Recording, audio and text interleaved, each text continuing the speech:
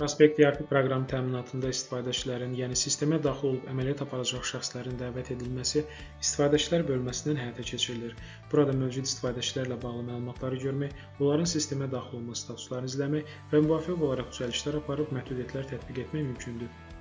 Məhdudiyyətlər bölməsində həftənin günləri hissəsində istifadəçilərin sistemə daxil olacağı günləri seçmək, gün ərzinə daxil olacağı saat aralığını məhdudlaşdırmaq, eyni zamanda həmin gün üçün tam məhdudiyyət tətbiq etmək mümkündür.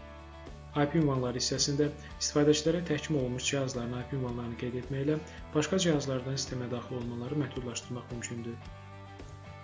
Yeni istifadəçini sistemə dəvət etmək üçün yeni istifadəçi düyməsinə daxil olub açılmış pəncərədən müvafiq olaraq istifadəçinin adı, soyadı, aktiv e-mail ünvanı qeyd edilir. İstifadəçi rolu təyin olunduqdan sonra dəvət göndər düyməsi aktivləşdirilir və yadda saxlanılır. Qeyd olunmuş e-mail ünvanına sistem tərəfindən avtomatik dəvət linki göndərilir.